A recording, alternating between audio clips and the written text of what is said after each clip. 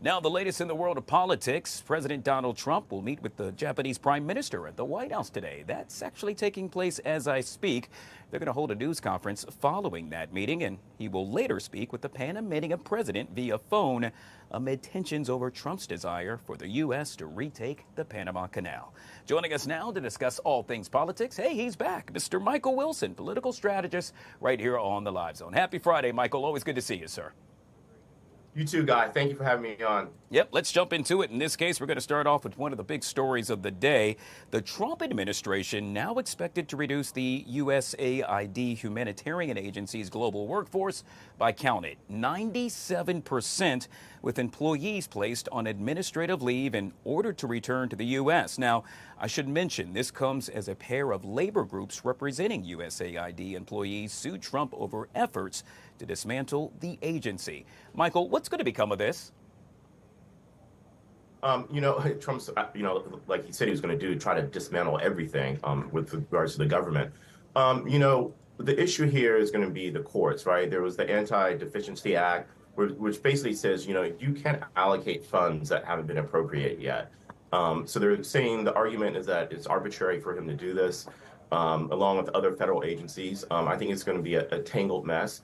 President Trump does have, he's got Congress, he's got the Senate, and so, in terms of his power, it's untouched. The only thing that the Democrats can do to try to push back are the courts in terms of constitutionality.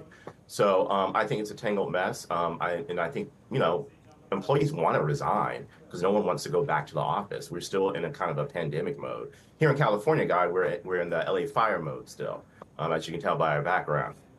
Yeah. Well, obviously, speaking of mangled mess, I mean, a lot of folks are saying that right here back in the nation's capital, and it all surrounds that deadline that has now passed for federal employees across other agencies to accept Trump's administration's deferred resignation offer. We know yesterday a judge said, hold up, wait a minute, got to put the brakes on that. At least 65,000 federal workers so far opted to resign, more than 3%, or roughly 2 million employees who receive the incentive. So to your point yet again, Mychal, this is what some are saying, a mangled mess. Yeah. Yeah, and, it's going to go down the line with the other agencies as well. We have the FDA, we have, HSS, with RFK. And, part of the issue there is, people are complaining about inflation and the price of eggs, but, we have a bird flu. And, it's a demand issue. And so, if you get rid of these agencies and all these employees, where is the stop? I mean, where is the safe stop here from the bird flu? These agencies do a lot for, our society, and, it could be trouble down the road. Yeah, a lot of folks based right here in the D.C. area not happy with regard to what's going on with that. Let's move on to the next topic. In this case, President Trump's effort to overhaul the federal workforce. Less than fully successful performers. What am I talking about?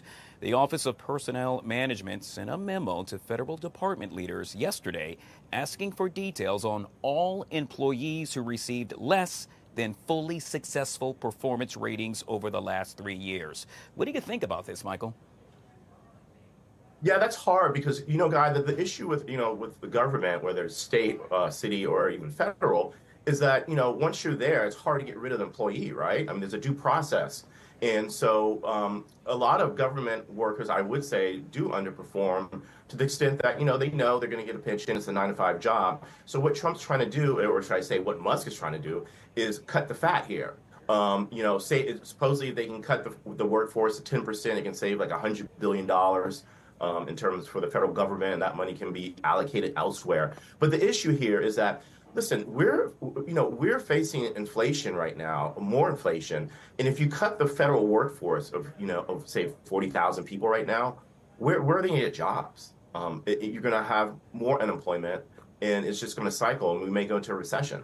Well, to that point, Mychal, I can tell you the White House now pinning the blame for slower than expected hiring on the Biden administration. According to the White House, today's jobs report, showing a slower than expected pace of hiring reflected poorly on the previous administration. Yet again, it looks like the blame game going back to the former president. Yes, I mean, but then, God, to be honest, Biden blamed everything on Trump. And so that's what happens when you have a new office, I mean, new administration coming in. You always blame the worst part of everything on the prior administration. So Biden's partially to blame here, but it's just the way economics, it still stems from the pandemic era. All right. You heard me make mention that the president will actually have a phone conversation with the Panamanian president today via phone.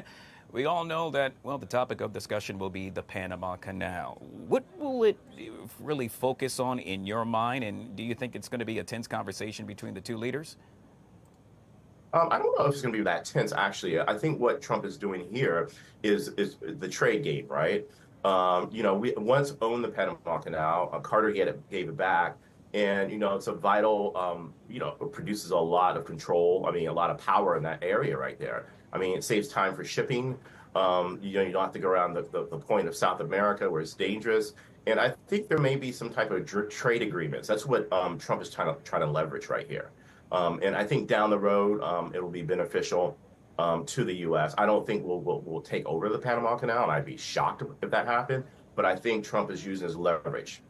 Yeah, it's going to be interesting to see how all of that unfolds. I also made mention earlier today that the president now meeting with the Japanese prime minister. They are due to hold a press conference sometime in the 1 o'clock hour. When that happens, we'll take you there live to the White House. We'll end with this, Michael, and that is the International Criminal Court now calling on its members to stand up against sanctions imposed by President Trump. Trump issued the sanctions against the ICC for its investigation into whether or not Israel's Prime Minister, Benjamin Netanyahu, committed war crimes. More than 45,000 Palestinians have been killed during Israel's war in Gaza. Your thoughts on this? Yeah, I think, well, everyone, had alleged that Netanyahu had committed war crimes. Well, and most certainly we know that, Hamas, started everything here in terms of committing crimes on that October 7th date. But the issue here is that, the U.S. has always imposed sanctions. And we've had sanctions on Russia. We've had sanctions in Venezuela, North Korea, Iraq, Iran. It's to really, stop the bad guys from committing, fraud, from having U.S. corporations getting involved with these states and committing fraud. Everything from bank fraud, wire stripping, trade. I mean, so I think that, Trump is doing the right thing here in imposing these sanctions. No, you made mention of the bad guys. In this case, you happen to be one of the good guys. Yet again, Mr. Mychal Wilson, political strategist, joining us right here on the Live Zone. Always good to see you, sir. Make it a great weekend. Thank you. You as well.